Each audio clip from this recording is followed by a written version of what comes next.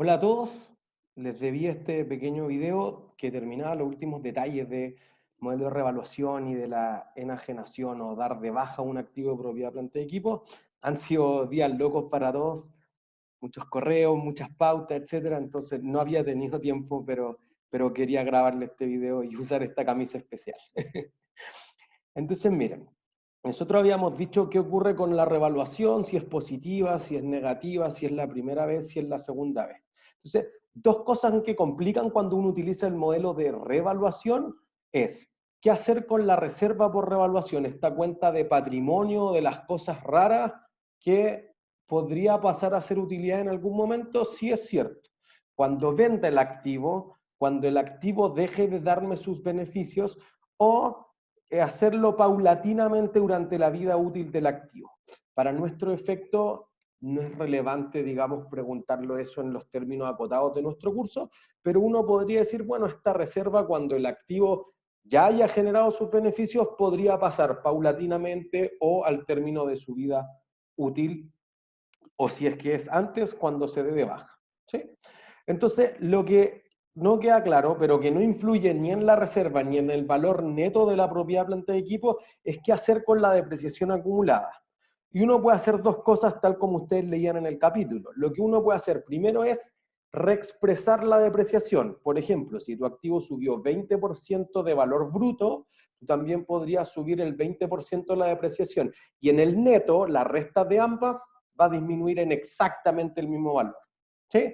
Lo otro es cancelar directamente, por ejemplo, lo que hacíamos en la tarea, el valor. Entonces digo, mira, el activo valía 1000, se había depreciado por 200 durante el periodo, en el neto vale 800. Lo que hago es cargar la depreciación acumulada y abonar la propiedad planta de equipo por 200, y entonces ahora el valor bruto de la propiedad planta de equipo es 800, y además no tiene depreciación acumulada porque la voy eliminando permanentemente.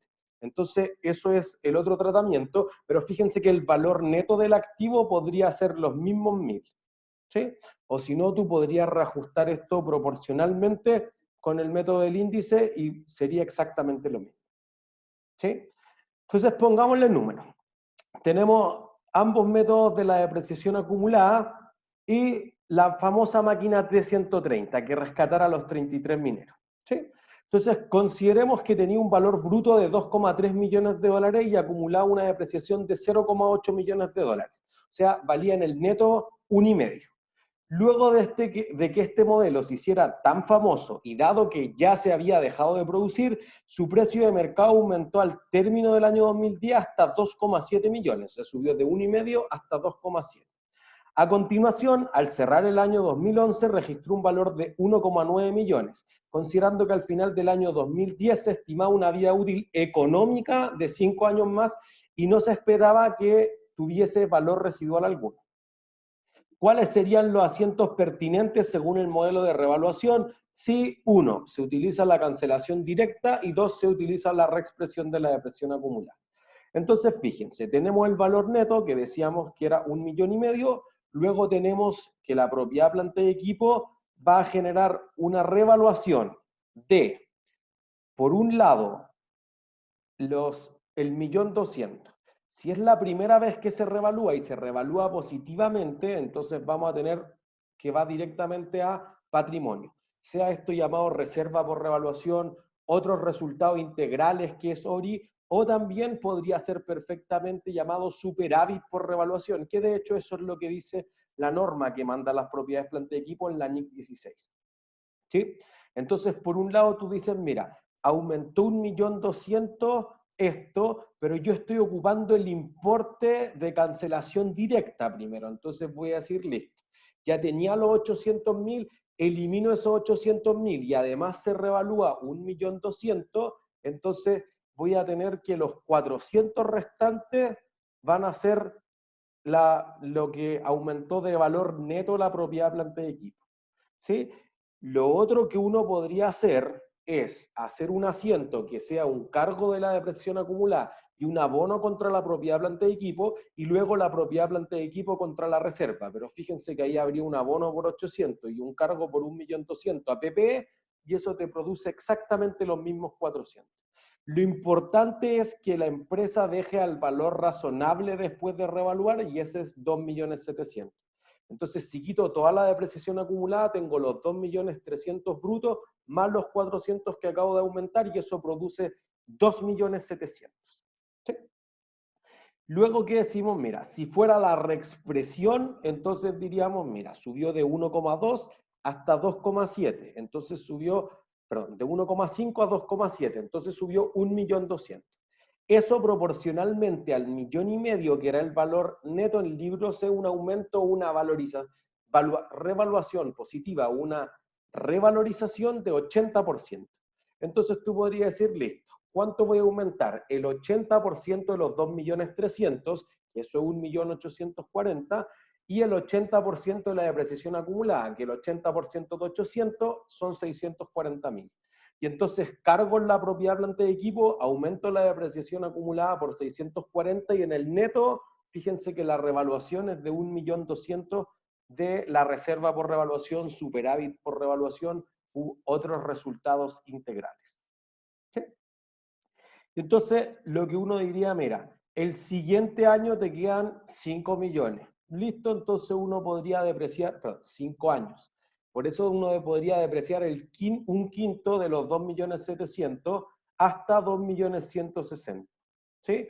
Como luego la máquina vale 1.900.000, entonces primero hago el asiento de contabilización de la depreciación y ahora la máquina va a valer de 2.160.000 hasta 1.900.000, 260.000 menos.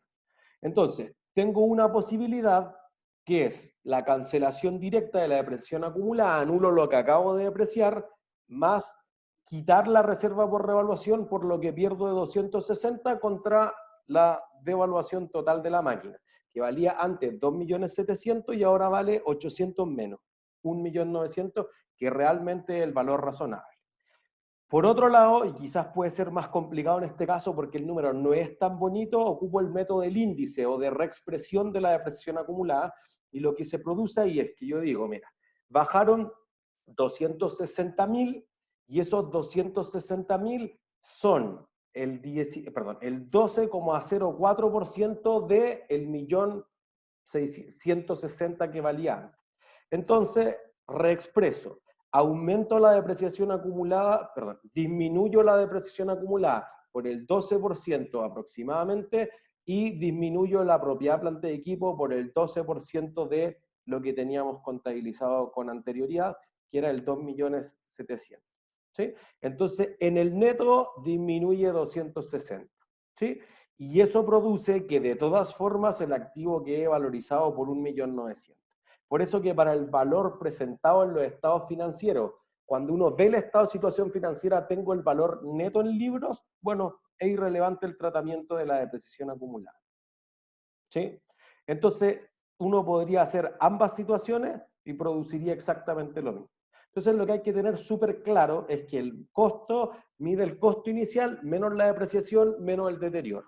Mientras que la revaluación lo que hace es cambiar el valor razonable y con eso nos referimos a lo que ocurre en el principio del periodo contable porque yo voy calculando el fair value, que lo vimos en la primera clase, pero es primero de nivel 1 el precio de mercado, segundo el precio de un activo similar o el costo de reemplazar este activo por uno nuevo, o en última instancia un nivel 3, pero de bastante menos calidad, es el valor presente de los flujos de caja conocido como el valor en uso. Eso es lo único que cambia entre los métodos. ¿Sí? Entonces, ¿puede haber deterioro con el método de revaluación? Sí podría haber, pero, y se plantea en el capítulo, pero es poco probable si tu valor razonable es de primer nivel. Porque yo digo, mira, es el precio de mercado, pues si el activo está en peores condiciones, bajaría el valor de mercado. ¿Sí? Tampoco sería probable si tu valor razonable está calculado con el valor en uso, porque dado que este es el valor presente de los flujos de caja y eso es calculado para el test de deterioro, entonces si ese es el más alto entre el valor neto de enajenación y el valor en uso y te da el valor recuperable, al revaluar hasta ese mismo valor te van a quedar exactamente al mismo. Entonces es bien probable que las empresas que utilicen este modelo de valorización posterior no tengan que hacer deterioro, sino que el fair value tiende a capturar la mayor parte de las desvalorizaciones o deterioros que algo bastante similar. ¿Sí? Entonces, cuando los costos de enajenación puedan ser significativos, hay una diferencia. ¿Sí? Pero que eso es más complejo. Ahí uno ya tiene que ser tasador o especialista en ciertas categorías de activos, pero podría ser. Y por ejemplo, la imagen que yo pongo ahí, ojalá alguien la conozca, pero es tremenda casa. ¿Sí? 5.000 millones de pesos. La mansión del Chino Río. ¿Cuánto se ha demorado en vender eso el Chino Río ahora que se fue a vivir afuera? Harto. Entonces tus costos de enajenación, la comisión que te podrían cobrar por vender una casa en esas condiciones es bastante alta, pero un activo bien especial. Para el resto de los activos podría ser que no son significativos, entonces el precio de venta es igual al valor neto de enajenación porque el costo es prácticamente irrelevante. ¿Sí? Sino lo que pasa al final de la vida útil, cuando uno tiene que desmantelar, por ejemplo, es que uno tenga que disponer del activo o dar de baja de los estados financieros. ¿Sí? Y esto ocurre por estas razones generalmente. Se acabó la vida útil del activo, así que me voy a deshacer de él. Lo vendí por su valor como chatarra, de disposición, valor recuperable, valor residual, valor de salvamento, como quieran llamarlo. ¿Sí? Es probable que se funda al final de su vida útil, entonces se podría destruir, está totalmente obsoleto, o yo lo intercambio por otro. Por ejemplo, que tú tuvieras un vehículo y para adquirir el nuevo diera un auto como enganche.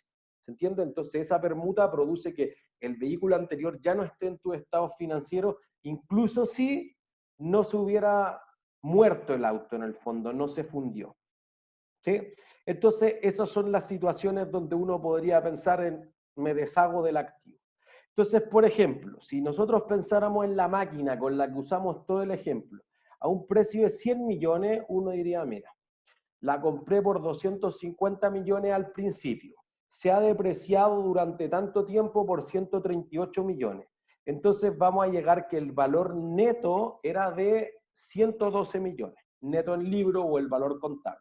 Si tú la vendiste por 100, entonces perdí plata y debería decir que hay una pérdida por la venta. Si en realidad tú la vendiste por 150 o 130, por ejemplo, entonces tú hubieras ganado 38 o 18 millones en esos casos, y entonces tendría que haber un abono que es ganancia por venta de propiedades, planta y equipo. Eso siempre y cuando no haya pasado a ser un activo disponible para la venta. Tal como ustedes leyeron en el capítulo, un activo disponible para la venta o mantenido para la venta está regido por otra norma, por la IFRS 5, y simplemente es un activo que tú consideras utilizar en el largo plazo, digamos por varios años o varios periodos contables, y por alguna razón que tú recibiste una buena oferta, que tú necesitas liquidez o alguna otra razón, decidiste venderlo y entraste en negociaciones. Al momento de entrar en negociaciones pasa a ser un disponible para la venta y se deja de depreciar, porque tú ya no lo estás utilizando y lo único que estamos discutiendo es cuánto vale y estoy viendo los requerimientos técnicos y si cumple las condiciones y lo pruebo y ese tipo de cosas cuando se entra a la venta final de un activo. ¿Sí? Si todo esto considera algo superior a eso, por ejemplo, que tú vendas una zona geográfica de tu negocio, por ejemplo, Carrefour en Colombia que se lo vendió a Cencosud. Entonces, Carrefour, una supermercadista francesa, le vende todo el negocio, los inventarios, las cuentas por cobrar, la caja, las propiedades, planta y equipo y todo el resto de los activos. Entonces ahí lo que se considera es una operación descontinuada para Carrefour y entonces ellas van a reclasificar en los estados de resultados, tal como vimos al principio del curso, una línea que diga utilidad por operaciones descontinuadas porque eso es irrepetible el próximo año. ¿Se entiende? Entonces, para efectos de proyección, tú vas a tener una utilidad de las operaciones que continúan y una operación un resultado por las operaciones descontinuadas, que podrían ser una ganancia o podrían ser una pérdida, pero se señaliza que esos activos ya no van a estar dentro de tu balance, ni los pasivos asociados a ellos, ni tampoco esa utilidad se debiera repetir en tu estado de resultado. ¿Sí? Entonces, la diferencia contra el valor neto en libro, el valor contable, el importe en libro, si quieren llamarlo, es lo que se va a generar como utilidad. ¿Sí? Y ahí le explico claramente en las láminas que una operación descontinuada un poco yo me adelanté un poco. ¿Sí? Al final de cada clase siempre tienen el mapa conceptual y ciertas preguntas que les debieran servir para terminar de comprender. Dado que estamos a unas horas de la prueba, me parece que si tuvieran súper claro eso, sería una tranquilidad para ustedes de que obtuvieron los objetivos de aprendizaje que necesitamos para este tema, digamos, y que uno debería aplicar a las empresas en el mundo real. ¿Sí? Lo otro que vamos a hacer es resolver las preguntas del control. Entonces, en el control, ¿qué dijimos nosotros? Dijimos, mira, hay 6 preguntas, pero yo creé 15 y a ustedes les salían aleatoriamente, así que podría ser que alguna de estas les tocó o no, y en distinto orden y en distintas respuestas. ¿Sí? Pero yo las voy a leer todas para que puedan cerrar el estudio. La 1 decía, ¿cuál de las siguientes ítems no debería incorporarse en el reconocimiento inicial de un activo de propiedad, planta y equipo? Y te sugería, el precio de adquisición al contado, ese sí debería agregarse. Los costos financieros directamente atribuibles, esos también deberían atribuirse. Los desembolsos en el periodo de puesta en marcha requeridos por la gerencia, todo lo que sea necesario hasta el momento de puesta en marcha o de entrada en operación son necesarios. Y el valor presente de los desembolsos por desmantelamiento, retiro o rehabilitación también deberían incluirse. La letra E, en este caso, a ustedes les puede haber salido cualquier otra cosa, decía pérdidas operativas iniciales. Eso no debe incluirse porque el activo ya está operativo. Al estar operativo, entonces, está más allá de que los costos puedan capitalizarse o incluirse dentro de la PPE, entonces no debería ser un costo dentro del valor de la PPE, sino quería ser un gasto o una pérdida dentro del estado de resultados, ¿sí? No en el balance, en el valor del activo. 2. ¿En cuál de las siguientes compañías un terreno debería depreciarse? ¿En un cementerio? No. Está en el capítulo. Los cementerios, sus terrenos son o una propiedad de inversión que arriendan a las familias en el fondo de los fallecidos, o son unos inventarios que venden el pedazo. Los terrenos agrícolas tampoco, aunque tiende a pensarse eso, no se deprecian porque no pierden la capacidad de generar beneficio económico. Una empresa minera tampoco debería hacer eso, un retailer menos, por lo tanto era ninguna de las alternativas. 3. Para que exista deterioro de un activo debería ocurrir que el valor recuperable sea inferior al valor contable. ¿Sí? El valor recuperable, si yo es 100 y el valor de contable es 150, te estoy engañando. Nunca voy a recuperar o obtener los beneficios de 150. Lo máximo que voy a obtener es 100. Y ese 100 es el mayor entre el valor de continuidad, el valor presente de los flujos de caja, y el valor de liquidación neto de cualquier costo que tenga hacer eso. ¿Sí? 4. Si una propiedad, planta y equipo mantenida bajo el modelo de revaluación hubiese aumentado de precio en su primera revaluación y en la siguiente bajara, podría 1. Cargar las reservas por revaluación en el estado de situación financiera. 2. Abonar las reservas por revaluación en el estado de situación financiera. 3. Cargar las pérdidas por revaluación en el estado de resultados. Y 4. Abonar las pérdidas por revaluación en el estado de resultados. Entonces, ¿qué hay que decir? Si subió en su primera revaluación, entonces tú creaste otros resultados integrales o la reserva. Y luego lo que dijiste es lo siguiente. En la siguiente baja, lo que tú deberías hacer es deshacerte de esa cuenta de patrimonio. Por lo tanto, cargar las reservas, debitar si quieren, por el debe, no por el haber, porque las cuentas de patrimonio crecen por el haber. ¿Sí? Y luego te dice, mira, si se, digamos, desvalorizó más de lo que se había revalorizado, entonces el resto va a pérdidas. Y entonces las pérdidas, como son una cuenta de gastos, deberían cargarse. Por lo tanto, era 1 y 3. 5.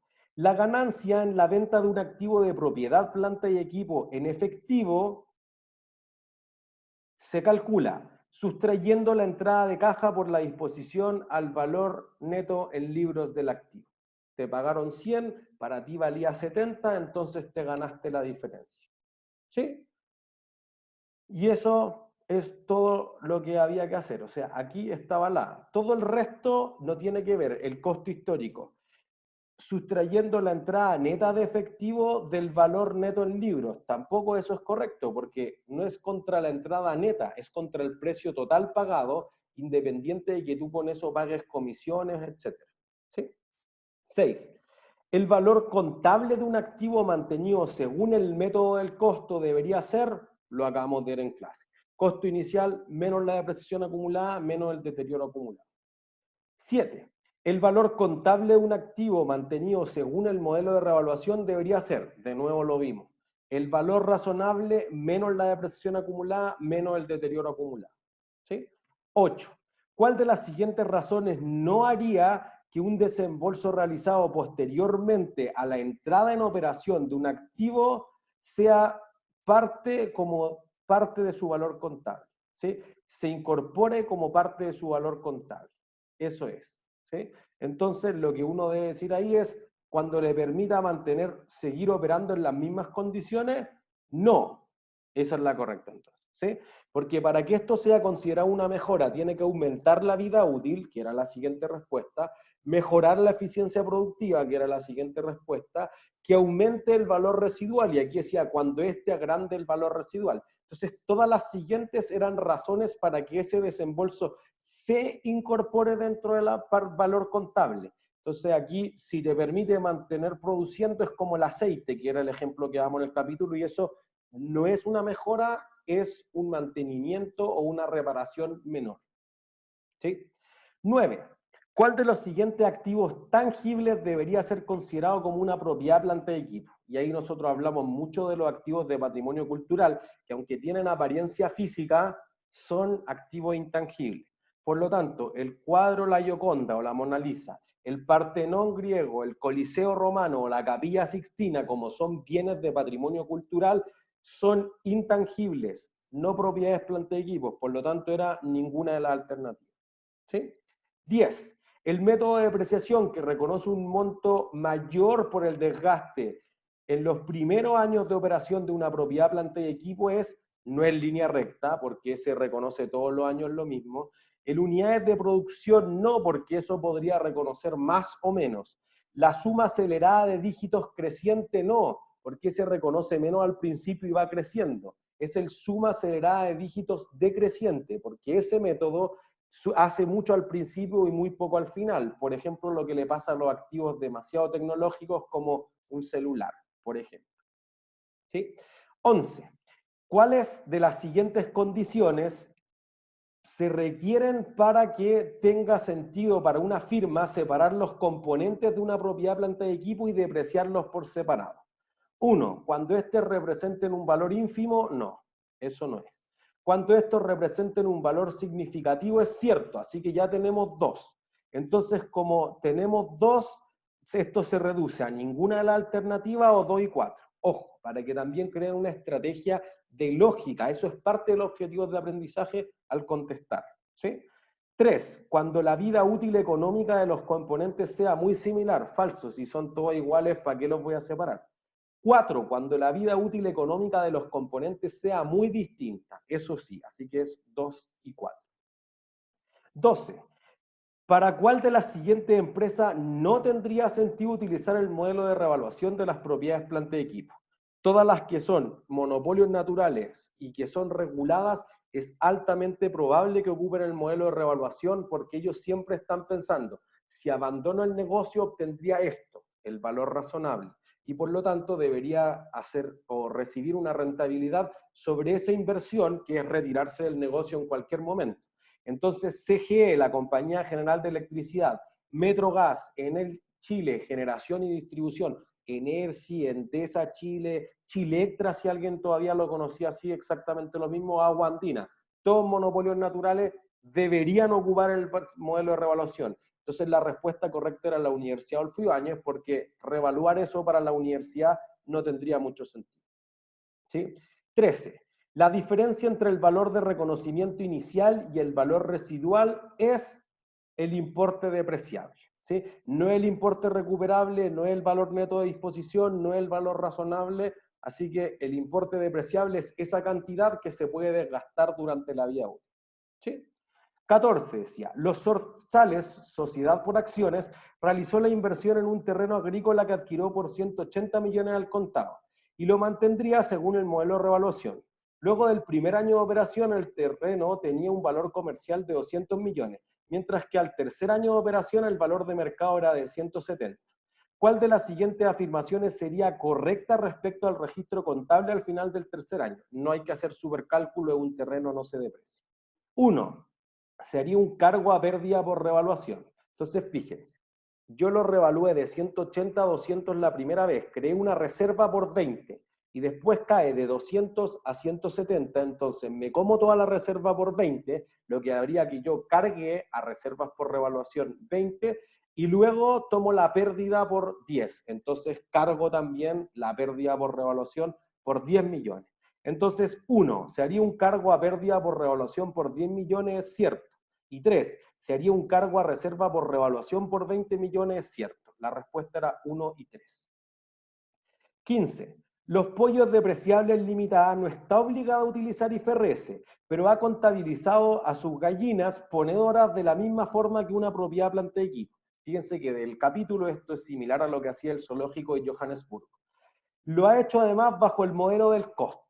Una gallina típica tiene un valor de reconocimiento inicial de 5.000. No existe valor residual y tiene un valor de retiro de 1.000 por unidad al fallecer. Están dando el valor, digamos, de desmantelamiento. Pero como te dice que el valor de reconocimiento inicial es de 5.000, ya está listo. ¿Sí? Su vida útil económica se estima en 5 años o 500 huevos colocados. La compañía utiliza el modelo de depreciación basado en la cantidad producida y al término del primer año, luego de que la gallina empollara 100 huevos, el valor en uso se estimó en 4.200, mientras que su precio de venta sería 3.500 sin costos de comercialización. ¿Cuánto sería el deterioro de cada gallina? Lo que uno tiene que decir es lo siguiente, mira.